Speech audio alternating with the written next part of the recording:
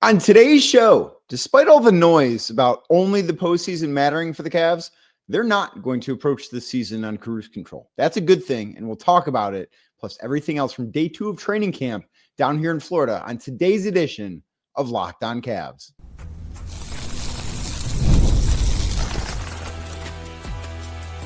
You are Locked On Cavs, your daily Cleveland Cavaliers podcast. Part of the Locked On Podcast Network, your team every day.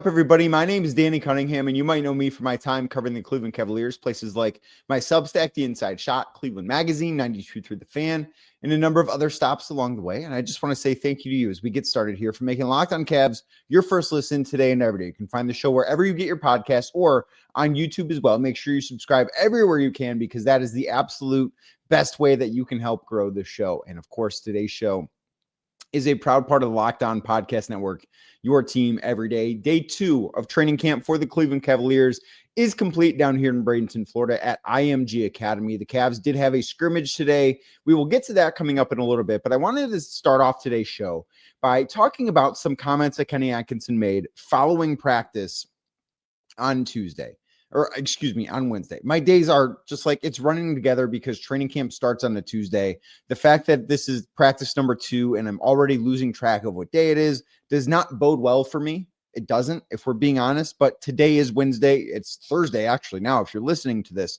But on Wednesday after practice, Kenny Atkinson was asked about the whole notion that only the playoffs matter and that, last year, so many guys, so many good things would happen, right? Like the Cavs had this remarkable regular season where they won 64 games. And any time that somebody, whether it was Donovan Mitchell or Darius Garland, I think those were the two biggest ones that abided by this. Certainly Donovan. But anytime there was like this real positive thing that happened, it was always, we need to do it in the playoffs.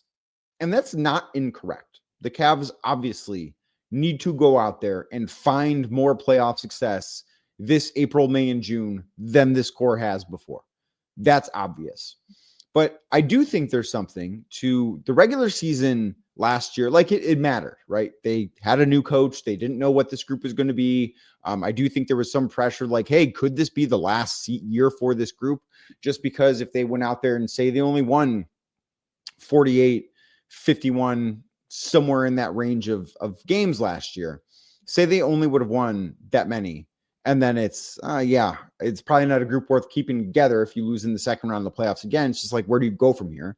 But because they went out and they won 64 games, I do think it bought them time, which is something that's just worth noting here. But last year, whenever they would, they went on this 16-game winning streak and Donovan would talk about, all this is great, but it doesn't mean anything because we have to do it in the playoffs. Or they would have a win against Oklahoma City and Darius would say, we gotta do this in the playoffs. Those are the things that matter. And it does matter. The playoffs obviously matter much more than the regular season when you are a group that is in the position that the Cavs are in right now, because the Cavs are a team that ultimately what makes this subject so complicated is both things are true. This is a team that is going to be judged on what happens in the postseason. If they win 57 games, if they win 65 games, if they win 60 games, if they win 54 games, none of that in the long run is going to be the way that we will remember this team. We're going to remember this team 12 months from now, 24 months from now, 36, 48, 60, as we just go on down the road. We're going to remember this team based upon what they do in the postseason. But in order for them to do the stuff that they want to do in the postseason, the regular season does have to matter. It might not matter to the national media landscape. That is a group that I think, and rightfully so, the Cavs have earned this. That is a group that's going to need to see it in the playoffs. There's going to be part of this fan base, I think, unfortunately, that is going to have to see it in the playoffs. And I understand why for both of those things. But I don't think this is a team that it can only matter what happens in the playoffs. They can't be on cruise control. And Kenny Atkinson said as much, because in order for them to get to where they want to be, which is obviously holding the Larry O'Brien trophy in June, they need to have a good regular season. It's not just that they need to be at their best in the postseason, but in order for themselves to be at their best in the postseason, they need to have a good regular season. And that, I think, is the thing that kind of gets lost a little bit in the shuffle here. And I do think that Cleveland is very unique when it comes to this, because we have had teams in the past. This organization has had teams in the past where the regular season really didn't matter. And it's not to say that those teams would just go out there and not care night after night, because that wasn't true. But when LeBron was in Cleveland, especially the second time, it was get me to the playoffs and we'll see in the finals, Golden State. And that group could do that because they knew what they had. They knew who they were.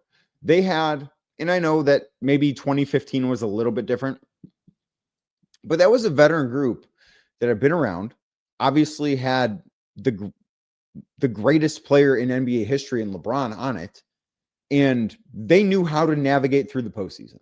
So they didn't necessarily need the regular season to go a certain way. Basically, it was, let's keep the train on the tracks. Let's keep it in cruise control. Let's make sure this isn't a disaster. And even when the 2017-2018 season rolled around and that team was not very good, they just kind of kept it in cruise control. They won 50 games. They allowed what was maybe not a great off season. I think that's fair to say, losing Kyrie Irving and not getting much in return to help you that year didn't allow that to deter them from being a team that could have postseason success. And they could do that because they knew who they were. They had LeBron James. They had Kevin Love. They had some other really talented role players who had been through, and I think this is important, a lot of high leverage, high pressure postseason situations. This is a team that, despite having more regular season success than any of the teams in the second LeBron era, this team has not accomplished much of anything in the postseason.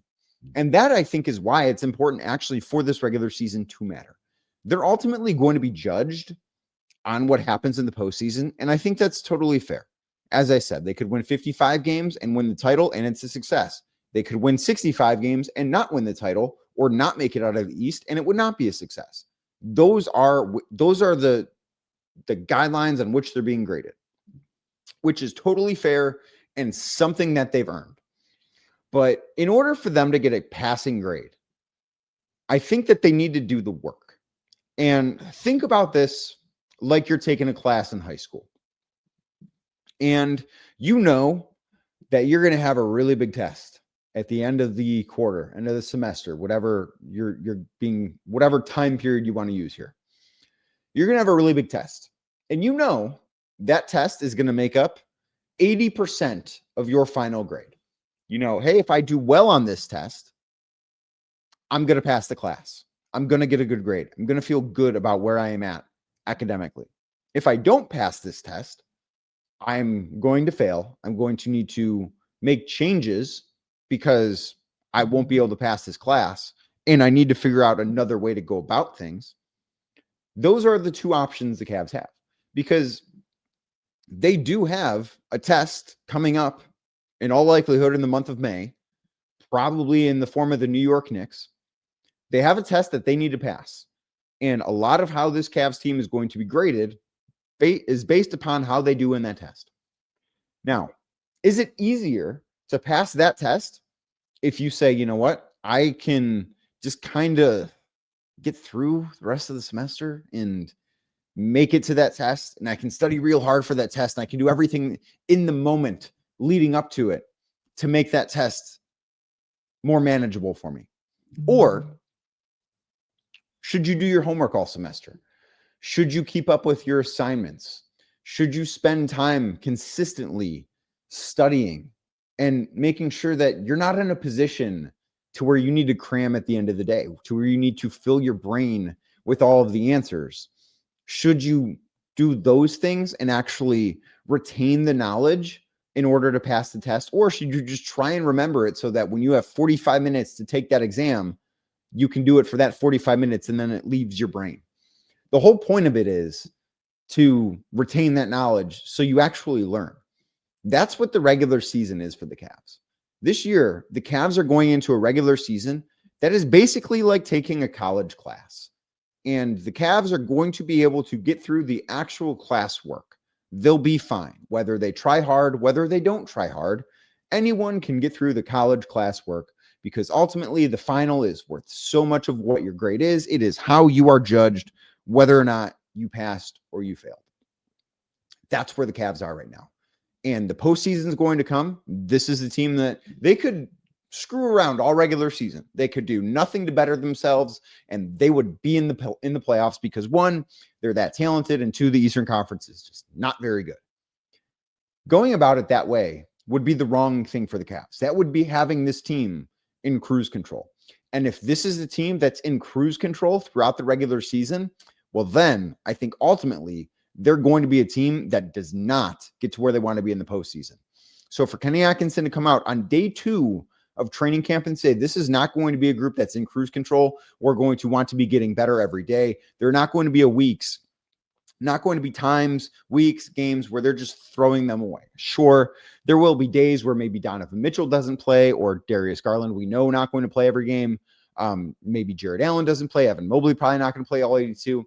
Guys are going to sit for rest purposes, but that doesn't mean they're going to throw those games away either. They're not going to go out west for a week and just say, hey, we'll care about it when we get back home. It's not a big deal. It's a vacation. That's not what this team can be about. And based on what Kenny Atkinson said on Wednesday, I don't think that's what this team is going to be about. Now, on Wednesday, the Cavs did have a tough practice. They had a scrimmage for the first time during training camp. Kenny Atkinson said it went well. And there's a big reason why it went well, and it should be something very encouraging for the start of the season. I'll tell you what that is, and we'll talk about it next right here on Locked On Cavs. But first, today's show is brought to you by Peloton. Peloton shaping the future of fitness with the brand new Peloton Cross Training Tread Plus, powered by Peloton IQ. It's their most advanced equipment yet, designed to give you real-time guidance and endless ways to move, whether you're running, lifting, or cross-training with your favorite instructors. This is training reimagined. Peloton is built for breakthroughs with tools that help you plan, stay motivated, and most importantly, reach your peak performance. The Peloton IQ system offers real-time strength coaching. It actually tracks your reps, suggests the right weights, and corrects your form, making every rep safer and smarter. Plus, the swivel screen is a game changer because you can go from running on the Tread Plus to strength training without missing a beat. Just one right to the other, no problem whatsoever. And the personalized class recommendations keep you engaged so you get workouts tailored to your vibe and energy level each and every week. So let yourself run, lift, flex, and push forward. Explore the new Peloton Cross Training Tread Plus today at onepeloton.com. That is OnePeloton.com. Onepeloton.com today.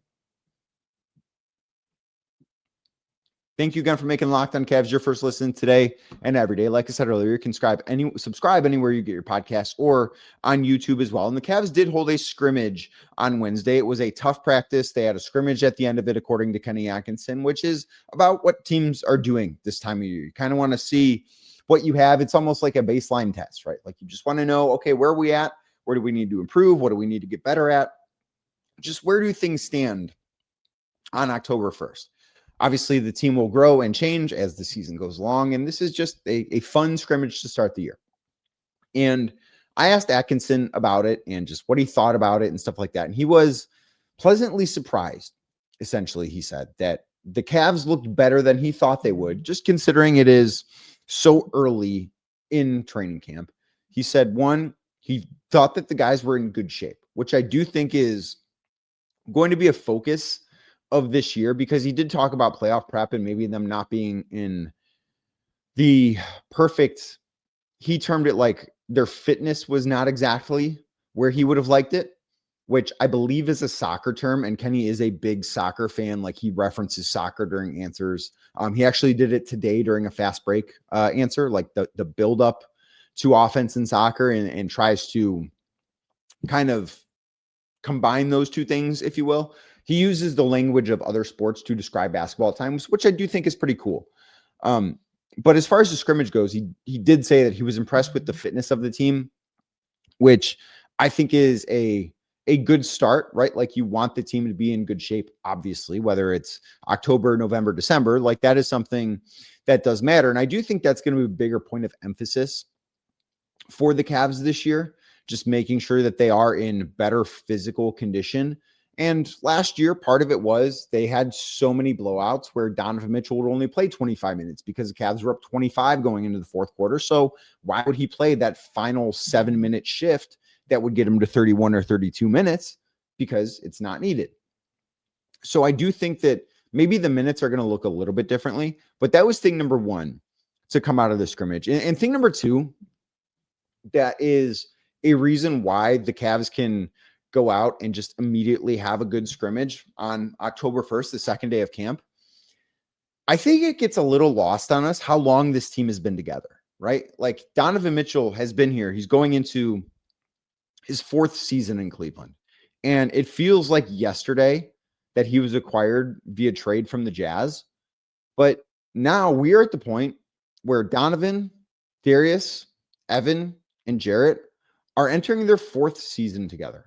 And I know the Cavs have termed that the core four. And I know that if you listen to this show regularly, you know my thoughts on that. That I think Jarrett Allen's a very, very good role player, but not a core piece. But the fact that that group is going on year number 4, I do think is one, a testament to the organization that continuity matters. Because look around the NBA.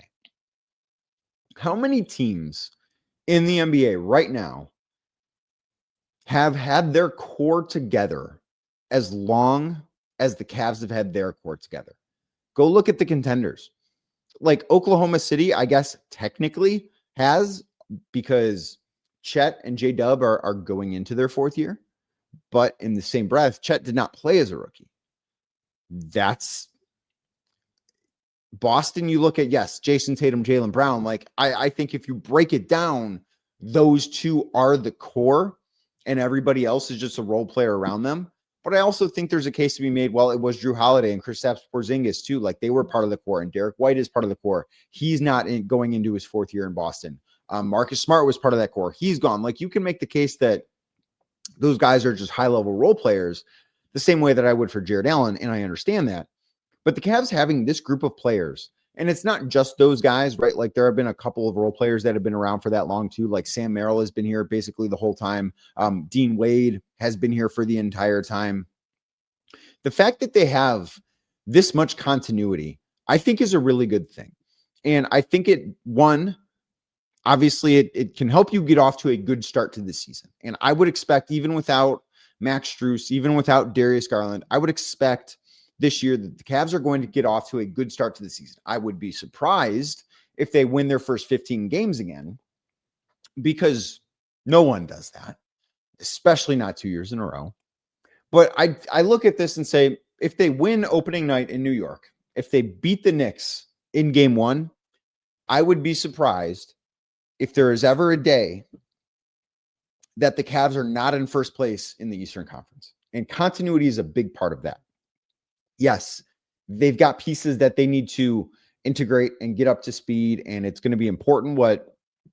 It's going to be important to get Lonzo Ball comfortable. It's going to be important to get Larry Nance comfortable. It's going to be important to get Thomas Bryant comfortable. More importantly, it's going to be important to get the rest of the roster that is already comfortable with each other, comfortable with those newcomers. Those things do matter. But I look at ultimately what this core group is and how much time that they have spent together. It should be no surprise that the Cavs can feel really good about where they're at in a scrimmage on October 1st, on the second day of training camp, because for them, in some ways, it is just like sort of picking up where you left off, right? And I know that like that's a bad example because of what happened in the postseason, but this is a group that knows how to play together. And I think if you look across the league, there are a lot of teams that maybe don't know how to play together nearly as well. And I do think that's an advantage that the Cavs are going to have again this year. And two, going into year 2 under Kenny Atkinson, I think will be really beneficial for them. I think that he is much more comfortable. Obviously, he has what his offseason was last summer compared to this summer were drastically different because he was involved with the French national team. going to the Olympics, basically flying across the Atlantic Ocean. I don't know how many times he did it, but traveling from Cleveland to France to Vegas, back to France to Connecticut, like all of these trips that he made because of that commitment that he made to Team France, I think that took a lot out of him. So I do think that he's one, obviously more familiar, more comfortable, but the fact that it's year number 2, I just look at this and say the Cavs might not win 64 games this year. And that would be fine, as everything that I said in segment 1 still holds true as far as that goes. But I look at this and just say, I think there's still a lot of room for them to grow because they are more comfortable with each other, because I do think the edges of the roster are better put together this year than they were last year in terms of role players not being able to be played off the floor. I just think that's a really important thing as you go through things. So I look at this and say, yeah, hearing that their first scrimmage went well because 1, they're in better shape than they were, and 2, because they have a lot of continuity, I think that's a really good sign. And truthfully, I think it's a sign that should have been kind of expected. Like, I don't look at a scrimmage going well for the Cavs as some big deal. I look at it as, yeah, you are meeting expectations for a team that has been together, that has significant continuity, and obviously has some really, really good basketball players. Now, I want to talk a little bit about the big man depth, because that was a topic of conversation on Wednesday at media availability. So we'll talk about that. Plus another update on the pace. Just want to follow up what I talked about on yesterday's show as far as pace goes, because Kenny Atkinson, of course, as one is to do when you're an NBA head coach early on in camp, you talk about pace again on day 2. So we're going to do that next right here on Locked On Cavs. But first, today's show brought to you by FanDuel. The NFL season is here, and FanDuel has an offer that you don't want to miss, because right now new customers can bet just $5 and get $300 in bonus bets if you win. That's right. Pick a bet, put down $5, and if it hits, you'll unlock $300 in bonus bets to use all across the app. There is Thursday night football tonight. The San Francisco 49ers are 7-point underdogs. Brock Purdy is out on the road against the LA Rams.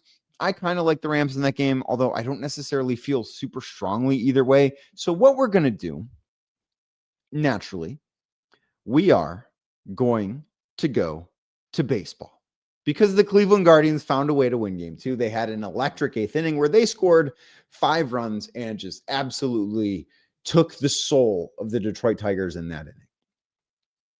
Slade Ciccone on the bump against Jack Flaherty for the Tigers. The Guardians are minus 110. So a very slight favorite to beat the Tigers and ultimately win the wild card series. The Guardians are going to do it. You know they're going to do it. So if I were making my first $5 bet, I would be putting it on the Guardians on the money line at minus 110 over on FanDuel. And if it is your first $5 bet and it hits, you'll unlock $300 in bonus bets to use all across the app. So what are you waiting for?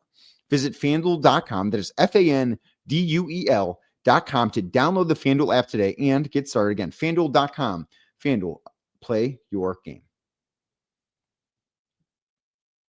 Thank you again for making Locked On Cavs your first watch today. If you're watching on YouTube, do us a favor. Make sure you hit that thumbs up button as we continue on talking about the Cleveland Cavaliers. And I do think that one of the best parts about this roster, and this is maybe a realization, or I don't know if it's a realization or just it's like a confirmation bias sort of thing, but I do think that the big man depth stuff that they have now is going to be very important for them.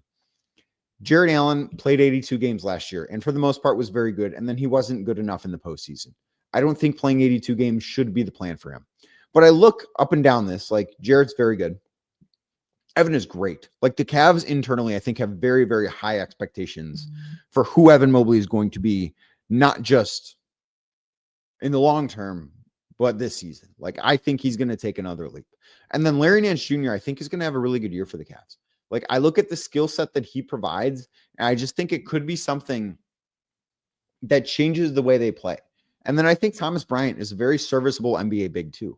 Like, I look at that, and I know I mentioned this a little bit yesterday, but I look at that, and I just don't know how many teams have a better fourth big than the Cavs do in Thomas Bryant. I don't know how many teams have a better third big than the Cavs do in Larry Nance Jr. Not saying either one of those guys should be like the number 1 or number 2 big on a team. Like I will say, I think at this point in Larry Nance's career, like if he is your top big or even your number 2 big, you're probably not a championship contender. But if he's your number 3 big, like, you are in a great spot. And that's where the Cavs are right now. I think those things are going to be really important. But I actually look at that, and this has a lot to do with what I said previously about continuity. That could be the area that takes some time to click, because I do think that this year we're going to see more double big lineups, just because the Cavs have 4 playable bigs. Last year, they really had 2. And that's not, no offense to Tristan Thompson, but I just think that Larry Nance Jr. is in a much different place in his career. I think Thomas Bryant is in a different place in his career. Like, we saw Thomas Bryant do big stuff in the postseason last year for a team in Indiana that went to the finals. And I just think that is worth remembering as we have this conversation. But I do think that we will see more 2 big lineups, because I think Larry Nance Jr. can play with either Evan Mobley or Jarrett Allen. And I do think Thomas Bryant probably only can play with Evan Mobley, which is fine, although he can shoot threes. I just don't know that he's the best fit alongside Jarrett Allen, if we're being honest here. But I look at this and say, that might be the thing that takes a little bit of time to get, because Jarrett has played alongside another big in Evan pretty frequently throughout his career. Over the last 4 years, they've played a lot together, but it took time for them to figure it out. And I think it's going to take time for the Cavs to figure out the balance here, to figure out how, mostly on the defensive end of the floor, offense, because obviously Evan can shoot threes, Larry can shoot threes, Thomas Bryant can shoot threes. Like, I think the spacing for the most part will be fine, but how they work defensively, especially the Larry Nance Jr., Jarrett Allen pairing, that I don't know that that's going to be an every night thing, but I do think it is like a lever that Kenny can pull. I think that'll be a very interesting thing to follow, how long it takes for that grouping, that pairing, I guess is more accurate, to find a comfort level for, mostly with Jarrett. Like, how long does it take for Jarrett to get comfortable playing with a big that's not Evan Mobley? And part of this is because Evan is just such a unique talent, right? Like, he is a big, but he can do so many great things that I do think it makes, for Jarrett, I think it probably makes getting comfortable with that a little bit easier, but also he's been doing it for so many years. So I think that is part of it too. And then the one last thing I wanted to touch on today was the pace aspect of things, because Kenny talked about it yesterday, and I talked about it on yesterday's edition of Locked On Cavs. And I don't think that I thought the Cavs played a fine pace last year. And Kenny was asked about this. Chris Fedor of Cleveland.com was the one who asked him about it today.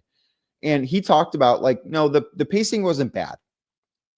But what he wants to improve is their transition opportunities. So according to their metrics, and I don't know what metric they're using, but the Cavs were near the top in transition efficiency on the offensive end of the floor. Obviously, that's pretty good. That's where you want to be. But they were bottom half of the league in transition opportunities. So Kenny's line of thinking here, which I completely do understand, I just question whether or not this is going to be a thing that can happen, is, well, if we're really good at this one thing, which is transition efficiency, why don't we do more of it? Can you have too much of that good thing? I don't know. I do think that the pace maybe at times will be improved, but ultimately I just sit here and think, you know what? The Cavs are probably going to be a team that finishes somewhere between 8 and 12 in pace.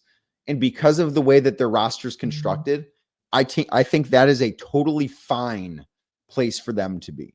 That's going to do it for today's edition of Locked On Cavs. We have another training camp practice on Thursday. So I will, of course, have an episode after that. I will have you Friday morning, wherever you get your podcast, Apple, Spotify, or anywhere else. I believe the Cavs are practicing on Friday too.